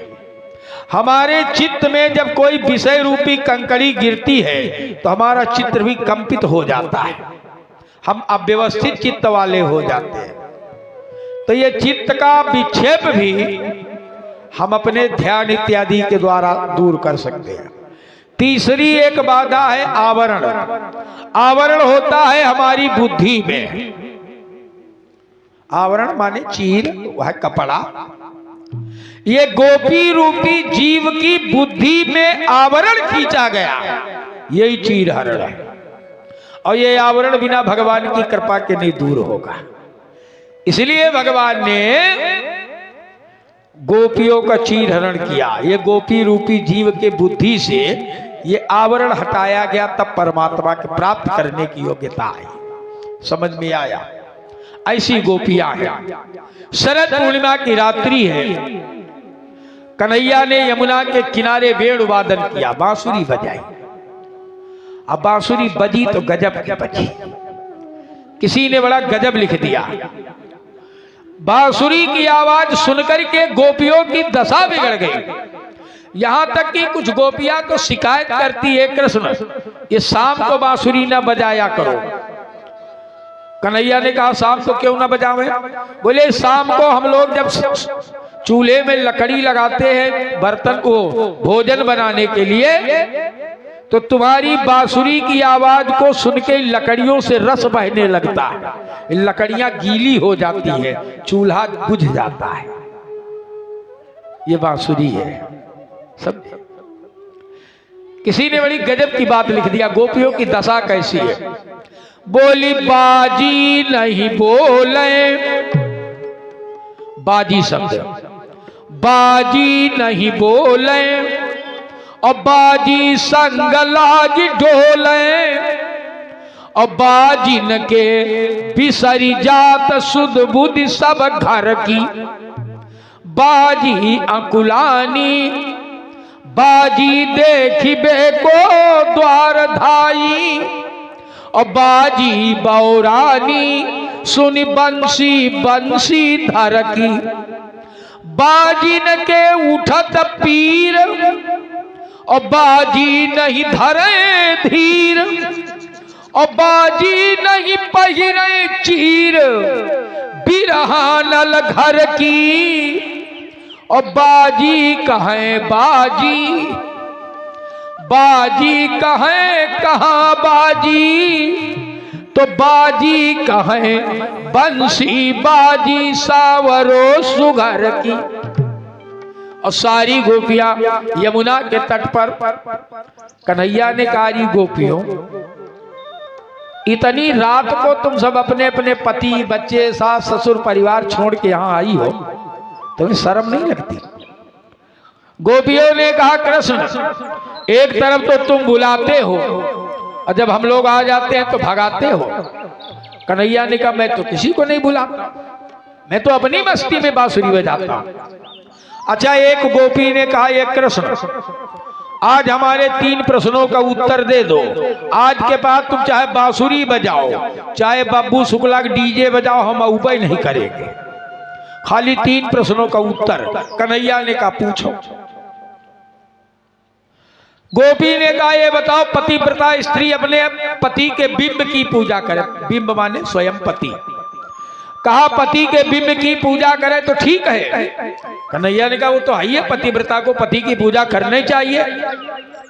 गोपी ने कहा बढ़िया उत्तर। अच्छा ये बताओ अगर पति परदेश चला जाए तो उसके प्रतिबिंब की पूजा करे यानी फोटो की? तो कन्हैया ने कहा हाँ अगर बिंब नहीं है सामने, बिंब परदेश में है तो प्रतिबिंब की पूजा करें, तो पतिव्रता का कर्तव्य है। गोपी ने कहा ये भी उत्तर बढ़िया है। अब ये बताओ कृष्ण अगर वो पत्नी प्रतिबिंब की पूजा कर रही हो फोटो की पूजा कर रही हो और उसी समय बिंब आ जाए यानी पति, तो क्या करे? प्रतिबिंब की पूजा करे कि उस बिंब की पूजा करे? तो कन्हैया ने कहा नहीं, जब बिंब आ जाए फिर प्रतिबिंब की क्या जरूरत है, फिर तो बिंब की पूजा करनी चाहिए। गोपियों ने कहा हम वही कर रहे हैं। ये जो संसार के हमारे पति हैं ये है प्रतिबिंब और तुम हो बिंब। अभी तक हम इन पति की पूजा कर रही थी, अब जगत पति की पूजा कर रहे हैं। समझे? सारी गोपियां रास लीला में इकट्ठा, पर जो रास की रासेश्वरी हैं श्री राधिका जू, राधिका जू नहीं आई। और एक निवेदन करें, श्रीमद् भागवत में दो नाम नहीं है, एक राधिका जी का नहीं है, दूसरे सुदामा जी का नहीं है, पर गर्ग संहिता इत्यादि में नाम है, इसलिए हम कहानी सुनाने के लिए राधा नाम का प्रयोग करेंगे। नहीं बाद में विद्वता दिखाओ, पंडित जी भागवत तो राधा का नाम ही नहीं आवा, आप राधा राधा बताओ तरह। तो राधा जी का नाम क्यों नहीं है ये भी जान लो। हम लोगों को 6 नाम नहीं लेने चाहिए, अगर लेते हो तो सुधर जाओ। आत्म नाम, अपना नाम नहीं लेना चाहिए, लेकिन अब तो दिन भर लेना पड़ता है। अच्छा किसी अनाड़ी व्यक्ति को फोन करो, बताना पड़ता भैया हम मिश्रा जी बोल रहे हैं भीतर गांव से, दिन भर नाम लेना पड़ता है। आत्म नाम, दूसरा गुरोर नाम, गुरु जी का नाम बार बार नहीं लेना चाहिए। और नामायति कृपणस्य च, गांव के अत्यंत कंजूस व्यक्ति का नाम नहीं लेना चाहिए। श्रेयस कामो न ग्रहाणीया ज्येष्ठ्या, बड़े बेटे का नाम नहीं लेना चाहिए। पत्नी कला त्रयो, पत्नी को पति का नाम नहीं लेना चाहिए और पति को पत्नी का नाम नहीं लेना चाहिए। पहले हमारे यहाँ था ये परंपरा है, पति को हमारी माताएं परमेश्वर मानती थी, तो पति भी पत्नी को ग्रह लक्ष्मी मानते थे। धीरे धीरे हम लोग अंग्रेज बन गए, अब वाइफ हो गए, हस्बैंड हो गए। एक बाबूजी का विवाह हुआ तो भाई अंग्रेजी मीडियम के पढ़े लिखे, एक दिन हिंदी पढ़ लिए, तो हिंदी में उपसर्ग पढ़ा उन्होंने।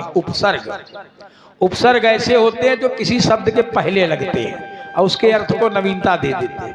जैसे कह दो करीबन करीबन 20 आदमी रहे, अगर इसी में ता उपसर्ग लगा दो तकरीबन, तो एक और सुंदरता आ जाती है।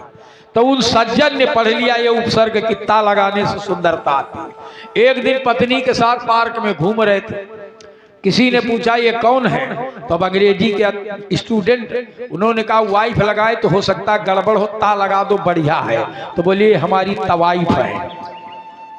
समझ? अच्छा अब ना पतिदेव है, ना लक्ष्मी है, ना वाइफ है, ना हस्बैंड है, अब तो एक नया ट्रेंड चला बेबी और बेबू है। मेरे बाबू ने थाना थाया, समझे, बाबू थाना थाल है, ये हमारी कल्चर है। समझे, हम लोग इसी में मस्त हैं जी। अपना नाम, गुरु का नाम, गांव के कंजूस व्यक्ति का नाम, बड़े बेटे का नाम, पति को पत्नी का नाम और पत्नी को पति का नाम नहीं लेना चाहिए। राधा जी भगवान सुखदेव की आध्यात्मिक गुरु हैं। रा बीज अक्षर है, धा से धारणा सिद्धि प्राप्त होती है। अगर भगवान सुखदेव राधा नाम का उच्चारण कर लेते, सुखदेव जी की समाधि लग जाती, परीक्षित को सांप काट के चला जाता, भागवत रखी रह जाती। इसीलिए एक गोपी शब्द का प्रयोग किया, मैं करूंगा राधा नाम का प्रयोग। सारी गोपियां आ गई, श्री राधिका जी नहीं आई, तो कन्हैया ने कुछ गोपियों को भेजा, जाओ राधिका जी को बुला लाओ। देखो राधिका जी कृष्ण मानिनी है, राधा और कृष्ण का प्रेम बड़ा गजब का है महाराज। आज के साधारण वाला प्रेम नहीं है, कितना गजब का प्रेम। एक उदाहरण दें, जब भगवान कृष्ण द्वारिकाधीश हो गए तो एक बार ये लोग प्रभास क्षेत्र में स्नान करने गए। प्रभास क्षेत्र माने सोमनाथ के पास, ये प्रभास क्षेत्र है। इधर से ब्रजवासी भी गए हुए थे, मेला कोई लगता था, तो राधिका जी मिल गई कृष्ण को। तो राधिका ने कहा आओ, राधिका को कृष्ण जी ने कहा राधिका आओ, मैं तुम्हें अपनी रानियों से मिलाऊं। 16,108 है, आओ मिलाता हूं। सबसे पहले रुक्मिणी के पास ले गए, रुक्मिणी ये राधिका है। अब रुक्मिणी तो जिंदगी भर से नाम सुनती, इनकी कोई प्रेमिका थी गोकुल में राधिका, देखा आज था, अब आग लग गई सौतिया दाह। कन्हैया चले गए, कहा रुक्मिणी राधिका को पानी वानी पिलाओ। रुक्मिणी जी खौलता हुआ दूध लेकर के आई पीतल के कटोरे में, खौलता। राधिका जी ने दूध लिया, गटागट पी लिया, कटोरा वापस कर दिया, चली गई। रुक्मिणी ने सोचा है तो मर जाएगी दूध पी के। शाम को कन्हैया लेटा, रुक्मिणी जी गई पैर दबाने, तो कन्हैया ने कहा रुक्मिणी पैरों में हाथ नहीं लगाना। कहा क्यों? तो चादर हटाया पैरों से, तो कृष्ण के पैरों में बड़े बड़े फफोले पड़े थे। अरे रुक्मिणी ने कहा स्वामी कहाँ जल गए? बोले जले क्या, किसी ने राधिका को गर्म दूध पिला दिया है। तो बोले राधिका ने गर्म दूध पिया, तुम्हारे पैर? कन्हैया ने कहा रुक्मिणी तुम नहीं समझोगे, ये तो श्री राधिकाया हृदयार बिंदे और पदार बिंदम विराजते में। ए रुक्मिणी, राधिका के हृदय कमल में हमारे चरण कमल है। और जब दूध पिया तो वो सीधे पैरों पे गिरा। उद्धोष्ण दुग्धो प्रतिपान तो घ्रा, बोले उच्छाल कास्ते मम प्रोचलंती। वो दूध सीधे हमारे पैरों में गिरा, इसलिए छाले पड़ गए। ये राधा कृष्ण का प्रेम है, समझे। आज राधिका जी को बुलाने के लिए कन्हैया ने गोपियों को भेजा।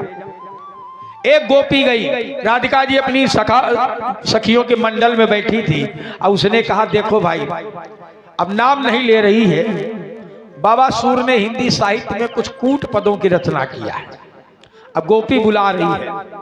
उसने कहा काहू को श्याम बुलावत है री। किसी को कृष्ण जी बुला रहे हैं। अब सब गोपियां पूछेंगे कौन कौन, तो नाम ले रही है। अब नाम देखिए कैसे ले रही है। उसने कहा 9 वरुसात ताही के ऊपर, 9 वरुसात ताही के ऊपर, और तामे अर्ध घटावत है री। तामे अर्ध घटावत है री, काहू को श्याम। 9 और 7 कितने होते हैं? 16। एक और जोड़ो कितने हुए? 17। अब 17 का आधा करोगे तो 8.5 बचेगा। ये नहीं है, हमारी ज्योतिष शास्त्र में 17वां नक्षत्र है अनुराधा। अनुराधा के 2 अक्षर आगे के हटा दो तो कितना बचेगा? काहू को श्याम बुलावत है री। नहीं आई राधिका जी। अरे साधारण नहीं है राधिका, इनके प्रेम के चर्चे तो पूरे ब्रजमंडल में। महाराज एक दिन तो एक गोपी अपनी सखियों से कह रही थी ये दोनों नाक कटा लेंगे। कहा क्या हुआ? बोले आज हमने यमुना के किनारे दोनों को देखा है। हे भगवान, शर्म बची ही नहीं। अरे गोपियों ने पूछा हुआ क्या? तो उसने कहा कि ऐरी आजू काली दो। बाबा रसखान ने बड़ी गजब की बात लिखी। बोली ऐरी आजू काली दो, लोक लाज त्यागी सबे, और सीखे हैं बहुविधि स्नेह सरसाइबो। लोग लाज छोड़ चुके दोनों। यह रसखान दिन दुई में बात फैल गई है, और कहलो सयानी चंदा हाथन छिपाइबो।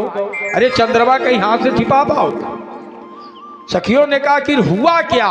बोले आज हो देखो वीर दो कालिंदी तीर। आज हमने दोनों को देखा यमुना के किनारे। अरे कर क्या रहे थे?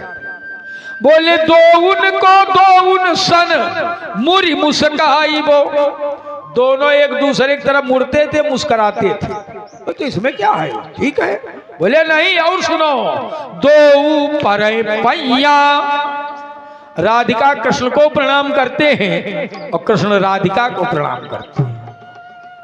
दो पर पैया और दो लेता है बलैया, इन्हें भूल गई गैया और उन्हें गागर उठाई वो।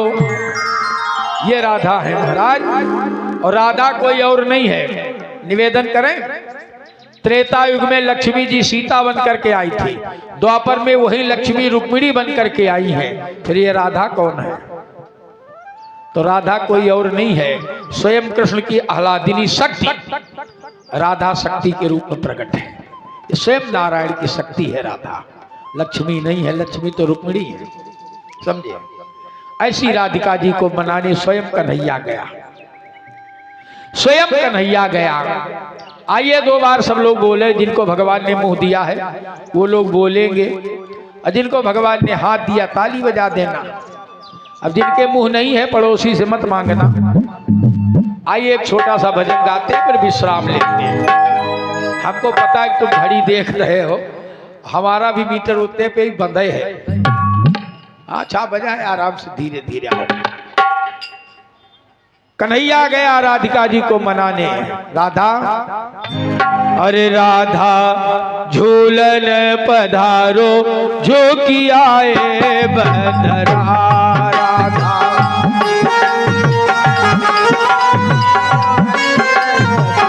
हे राधा झूलन पधारो जो कि आए बंदरा।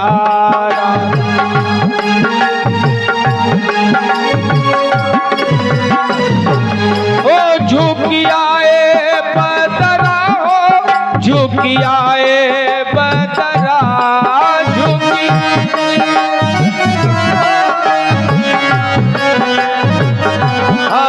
झुकी आए बदरा हो, झुकी आए बदरा। हे राधा हे श्यामा हे राधा झूलन पधारो झुकी आए बदरा। श्यामा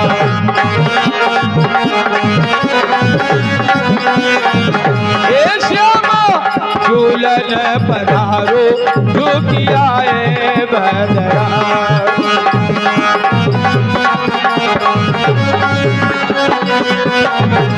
साजो सकल शिकार नैनो सारो कजरा। साजो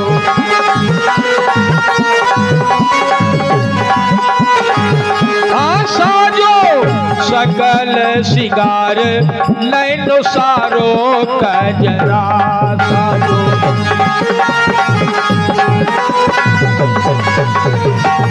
ओ नैनो सारो कजरा हो, नैनो सारो कजरा।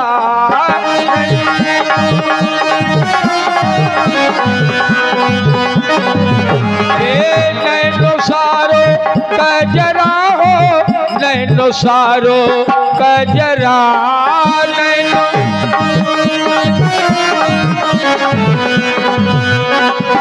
हे श्यामा हे राधा झूलन पधारो जो कि आए बदरा। श्यामा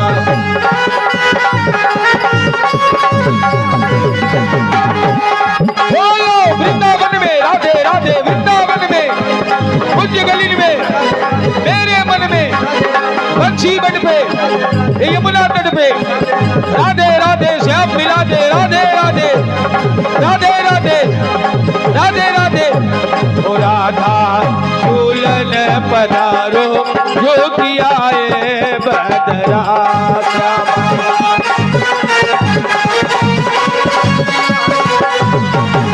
हे श्यामा झूलन पधारो जो कि आए बदरा।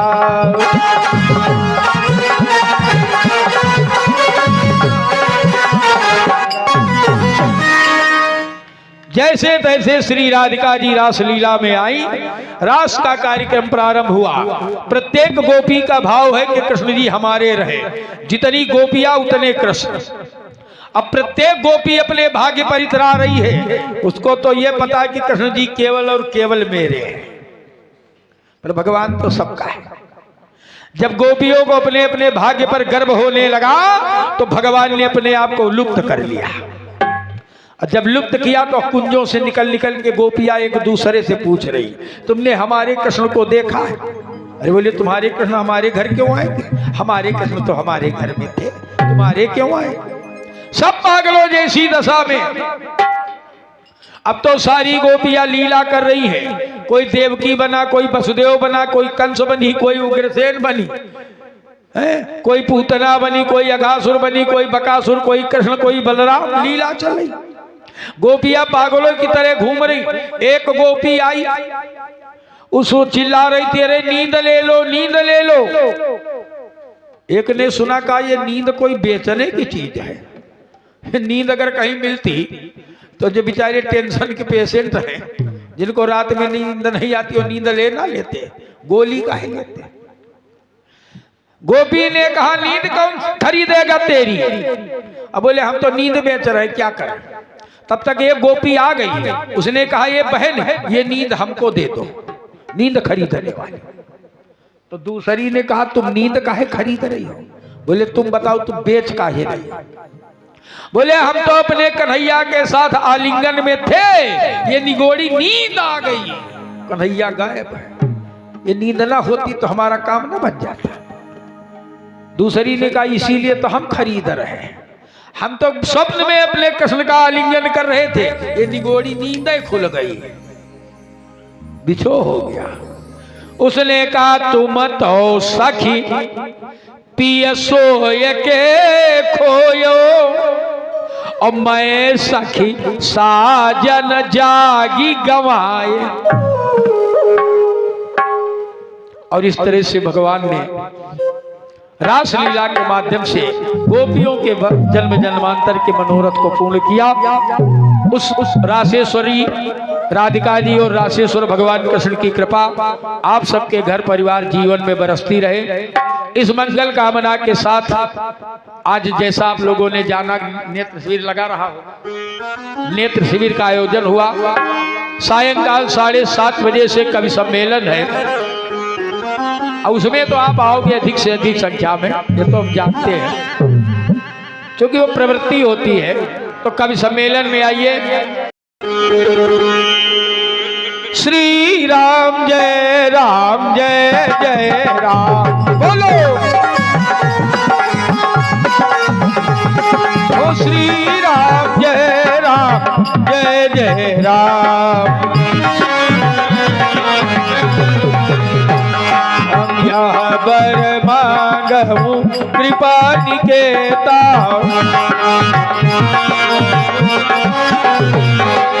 बसऊँ हृदय श्री अनुज समेता।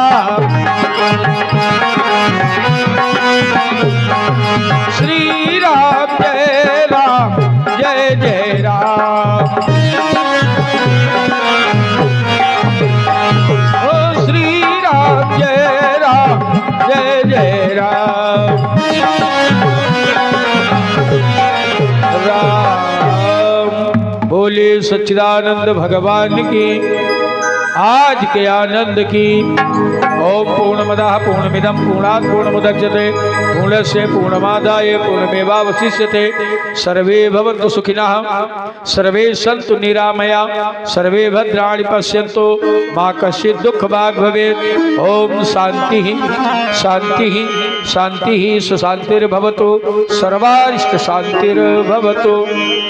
आज कथा के सत्र का हुआ यही विश्राम, उठे आरती के लिए और बोले जय श्री राम। सब लोग खड़े हो जाएंगे, अपना अपना स्थान छोड़ के थोड़ा थोड़ा आगे आएंगे, आरती और प्रसाद लेके घर जाएंगे। कल वासंतिक नवरात्र के साथ साथ इस कथा मंच का भी कल विश्राम दिवस है। आप सब अधिक से अधिक संख्या में आवे। जय जय श्री सीताराम।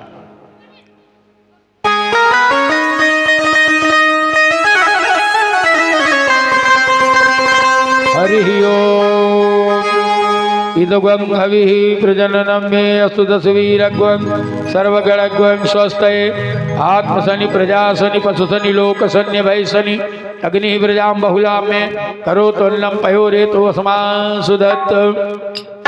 जय अम्बे गौरी मैया जय श्यामा गौरी, तुमको निश दिन ध्यावत मैया जी को हरि ब्रह्मा शिवरी। ओम जय अम्बे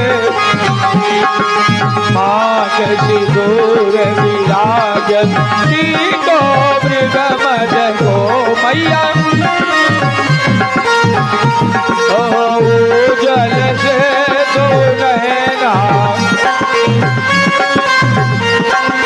चंद्र बदन को। ओम जय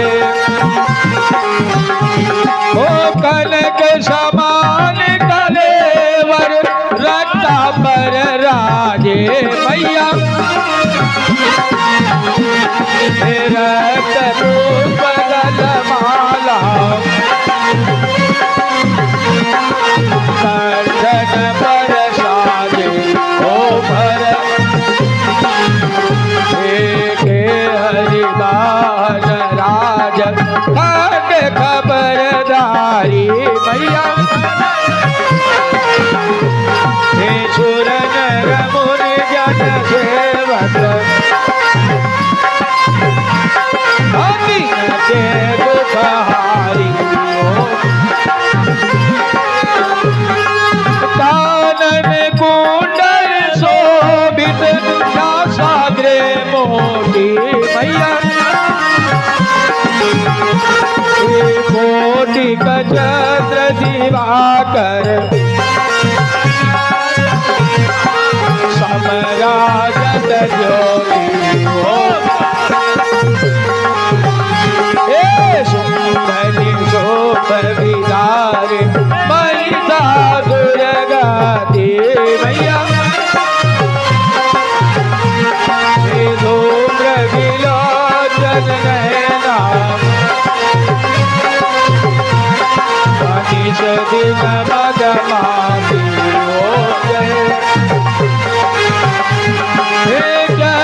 मुंड सरकार सोलित बीज हरे, हे मधु कैट बधु मारे,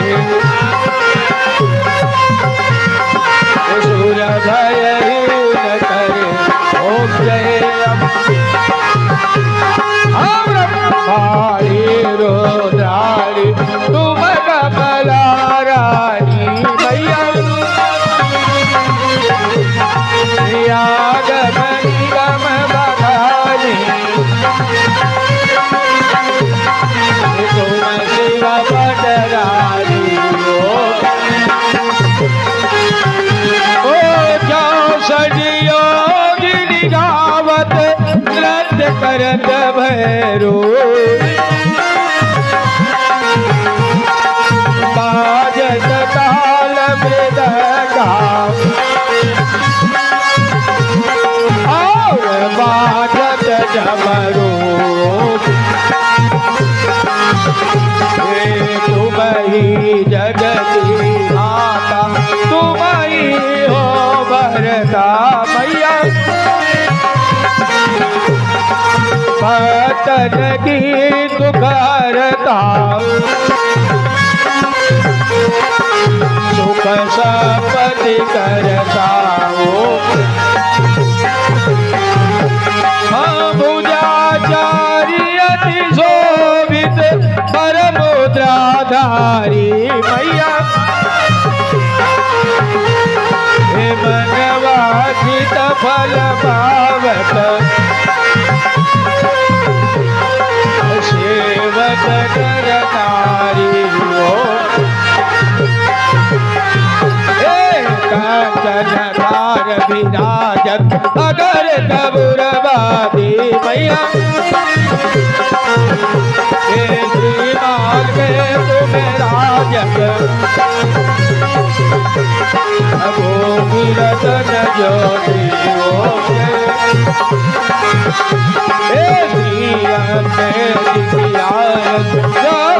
नर गावे मैया, एकांत शिवानंद स्वामी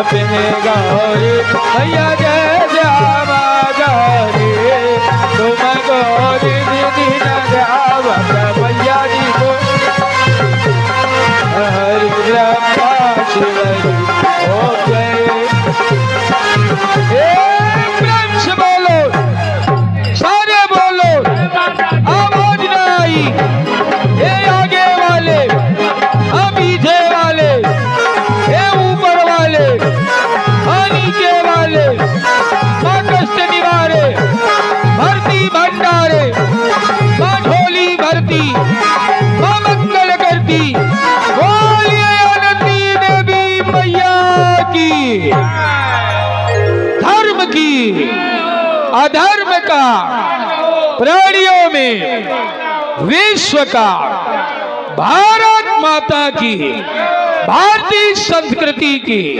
नमः पार्वती पतये हर हर महादेव। ओम शांति। सभी लोग यथास्थान बैठ जाएंगे। आरती आप तक आ रही है, उसका सम्मान करेंगे। प्रसाद लेके घर जाएंगे।